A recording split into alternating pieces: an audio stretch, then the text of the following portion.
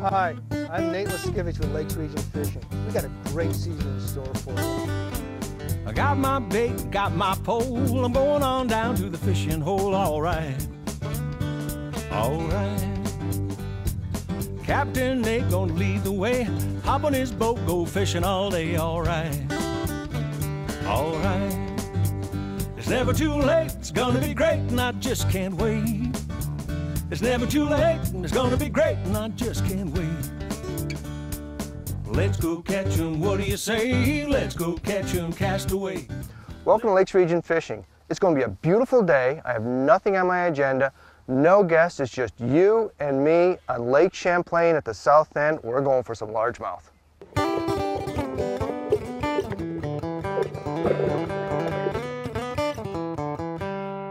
Where do those fish be? Where do those fish be? Where do those fish be now? 53-degree water, bluebird sky, first thing in the morning. Hoping these fish are going to be chasing some bait. We work our way into this bay. Here we go. There we go. Little guy. Got a little bass, but first one. Good morning. Just a little guy. Hit that one. I was thinking that's a little buck bass. A little male. Coming in here looking for them big females, like we're looking for. We're on Lake Champlain. The water level is about 4 to 5 feet above normal. Everything is flooded. There's only a few ramps south of Burlington. That's even, I think there's only 2. And we launched at one of the 2. But because of the high water, all these ramps are closed. The ferry going across that tie is closed. And the ferry docks are just completely flooded.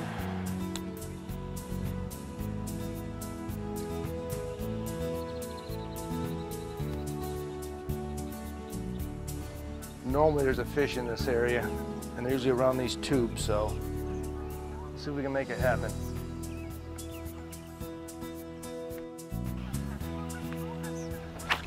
And there we go. Oh, look at buck bass.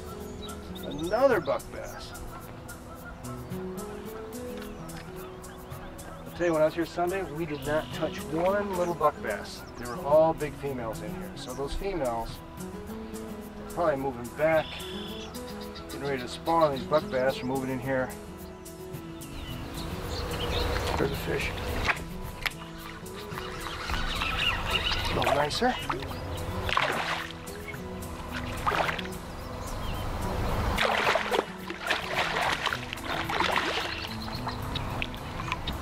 Come here.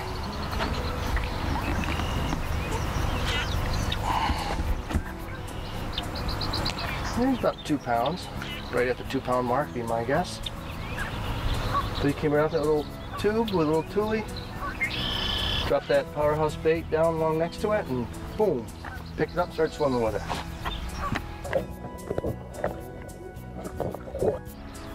We're fishing shallow because you got to keep your eyes across the surface for scooting minnows. Just saw some minnows scooting across the surface, so that means there's something chasing it. Could be good fish, it could be bait fish, panfish, it could just be frolicking minnows, but the point is that there's some activity of bait, so don't pass it up. There's a muskrat popped up right in front of us, see it?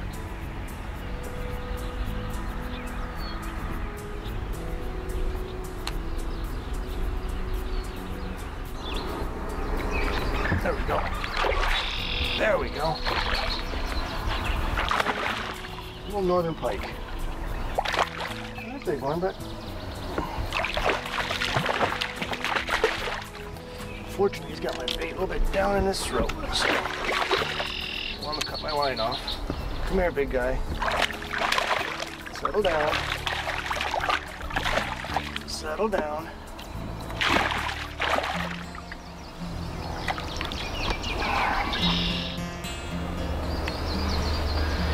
Get this unhooked so I don't hurt this baby.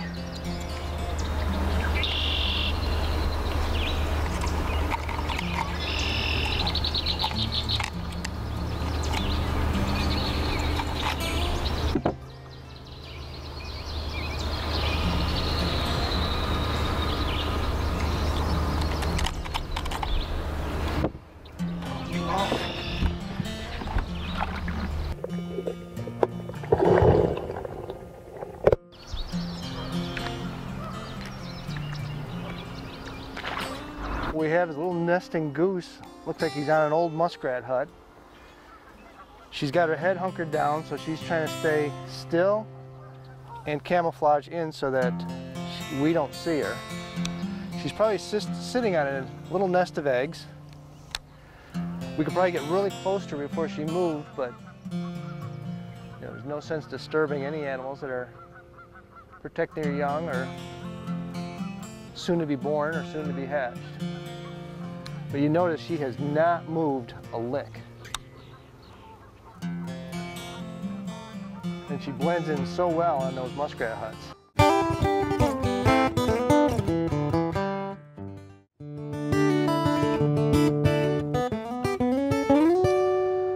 Got a great question here from a viewer in Brandon, Vermont, who asks, what are the signs of sunstroke? Doc Steve, how about it? Captain Nate, the first sign of sunstroke is a bad throbbing headache. Patients will also develop nausea, and then as the symptoms get more severe, they may become lethargic, incoordinated, and eventually become unresponsive. If you get a bad throbbing headache on a hot, sunny day, it's time to cool down and take a break.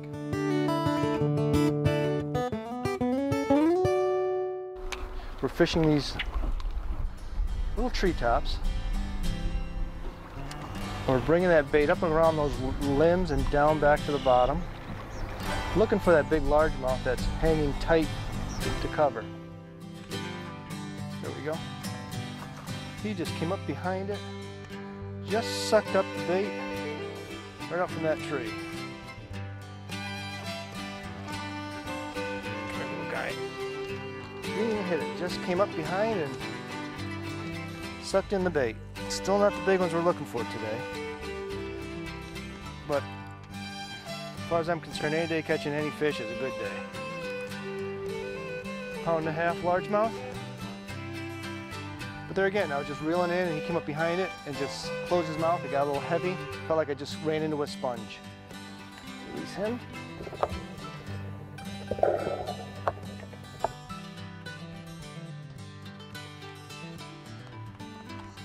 There we go.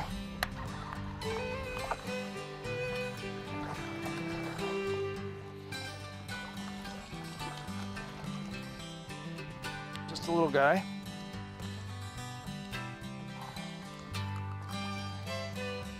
Another one about 1 pound.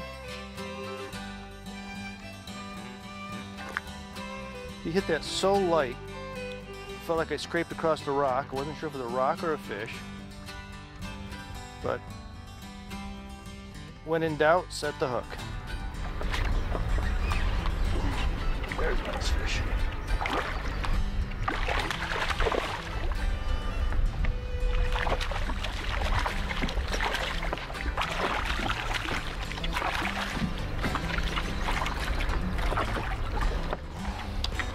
There's one about 2.5 pounds.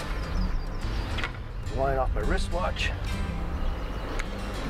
But yeah, he hit that powerhouse lure bait with a little craw. We're in 4.3 feet of water. Picked it up, a little tink, swam away from it. From the tree, that is. Nice little fish, fun fish to catch on a day like today.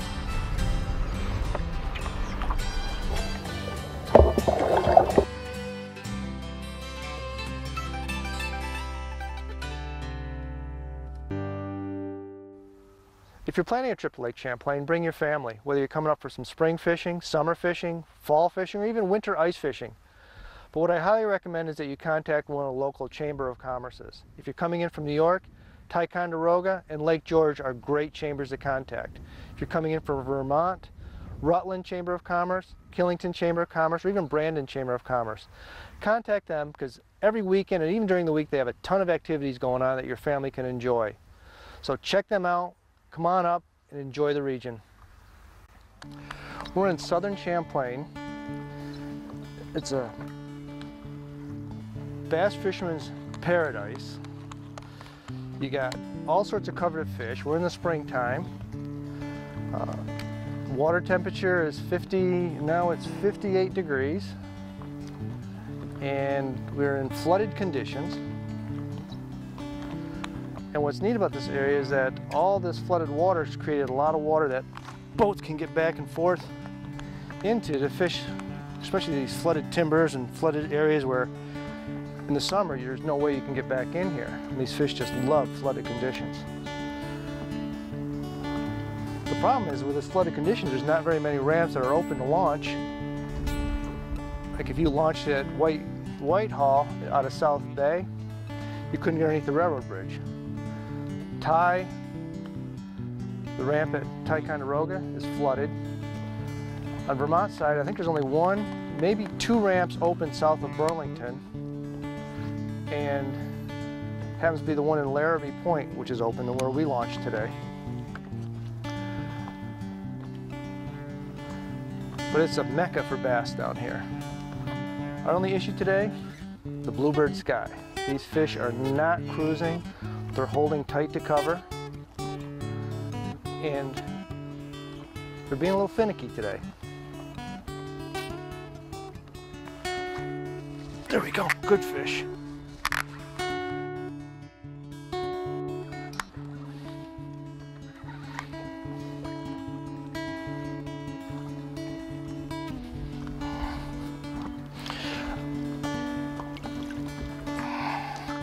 About a 2-pound fish.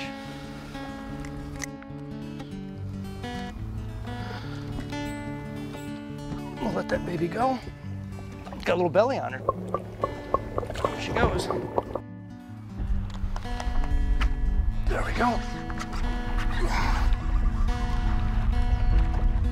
Little buck bass hanging around those tubes. Just a little buck bass. I want them to go get their mamas though, not these little babies.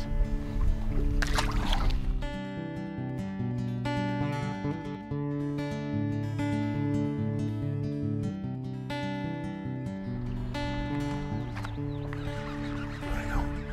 No, little buck. Just another little buck bass.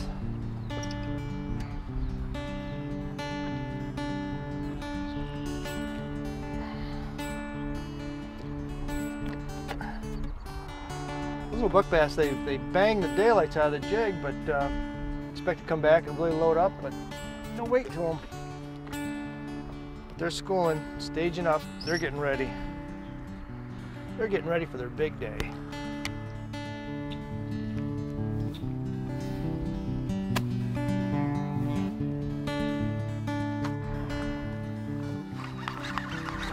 There we go. Another buck bass.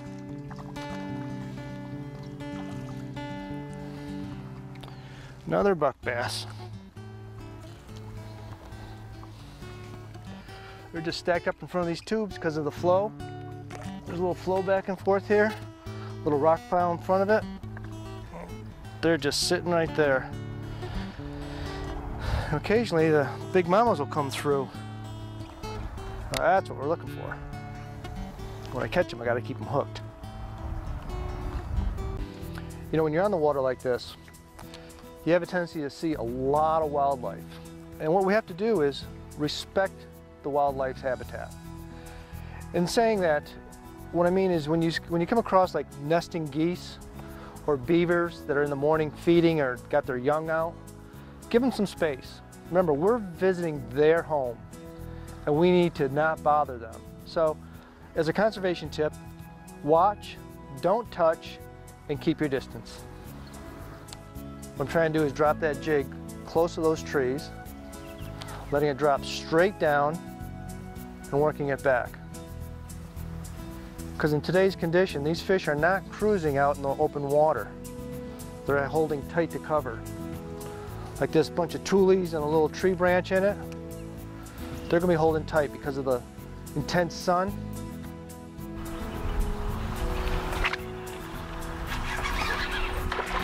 There's a good fish.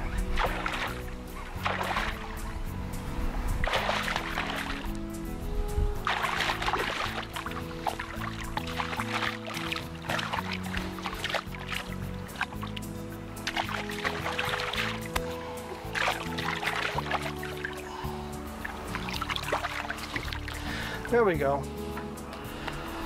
This is what's typical up here in the spring. Nice 3-pound, 3.5-pound largemouth, fat belly, got them out of the tulies. There's actually a muskrat eating at one end, bass at the other end. Beautiful Lake Champlain largemouth.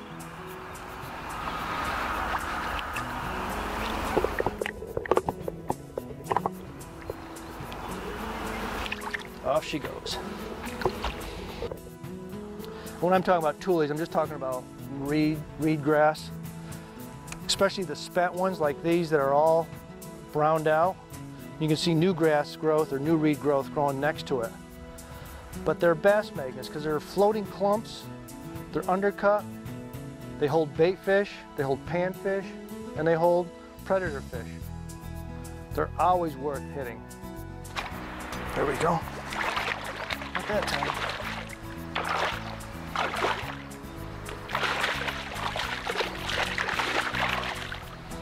Not that time.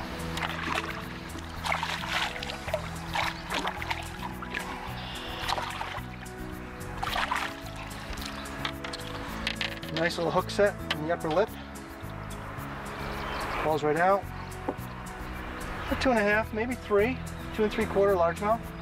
Again, right in tight to cover. Bet you want to be out here doing this with me, don't you?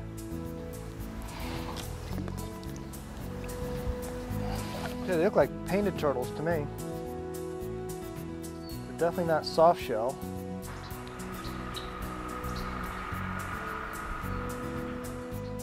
I don't know if you ever swam when you had your depth finder on, but you'll hear that little tick, tick, tick, tick underwater. What I do a lot of times when I'm right on top of the fish like this, and I know the depth and I don't need to use my depth finder, I will actually turn it off. Because it's just one more thing that could be bugging those fish, that tick, tick, tick, tick, tick of the sonar. And whether that works or not, I don't know, but it's a confidence factor for me. And in catching fish, it's all about the confidence that you have in catching fish.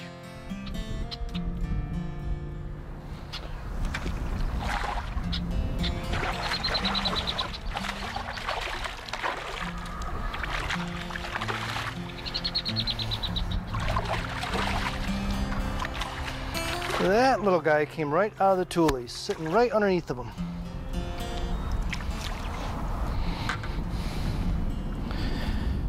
He grabbed that as it was sinking down, as it was dropping down. He came out and grabbed it, went right back underneath of it. Let him have it a little bit, then set the hook. A 2-pound largemouth, not bad.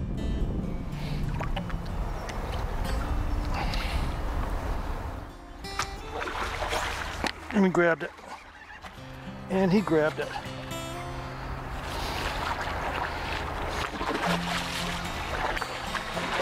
He was sitting on top of the tulies, minding his own business. I dropped the jig right in front of him.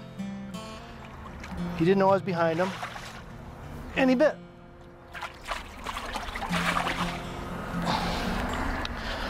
Look at that. Nice 4-pound largemouth. Just sitting on top of the surface. Didn't know we were behind him. Dropped my little crawl in front of him, and boom, grabbed it, and boom. He's in the boat. Now, he is back in the water. There we go. There's a good fish. No, just a fighter. That's all, just a fighter. Come here, little guy. Out there cruising. As I was saying, nobody was cruising, and you're out cruising. We'll let you go back to cruising. You go find yourself a girlfriend. There we go.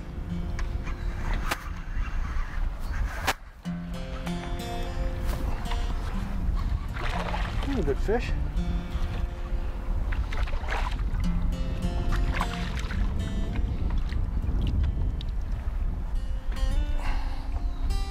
Two-pound largemouth on a chatterbait. Swimming jig with a blade on it, a bladed jig. There it goes. Right out of these little tulies, the new fresh tulies, the green ones.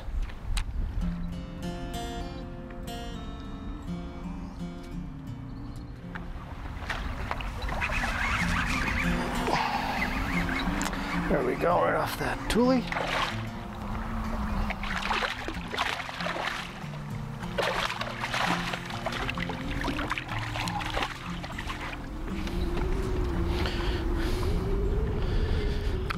Okey-doke. I think with that, we're going to call it a day. I'm going to make the little lady happy by getting home right after noon, jump on the tractor and do some mowing, and she'll be a happy camper.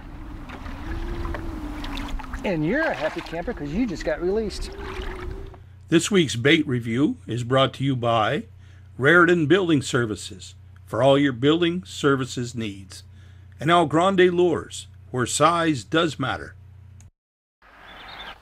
Normally I think of spring fishing as being very easy fishing, and it has been the last couple days.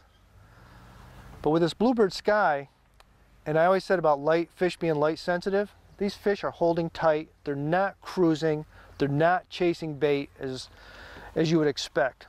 So today, what we're doing is we're trying to drop this jig and craw tight to cover to trees and trying to get these fish to bite. We threw a chatterbait earlier, trying to shotgun approach. We caught a pike, a couple little bass. But with this bluebird sky, they're not biting, they're not chasing. Makes it a little bit tougher.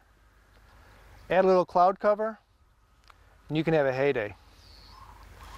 A couple days ago, I was out here when it was cloudy, and it wasn't raining, but it was threatening to rain. And just throwing a chatterbait, caught 60, 70 fish. And my best 5 fish were all in the high 4-pound range.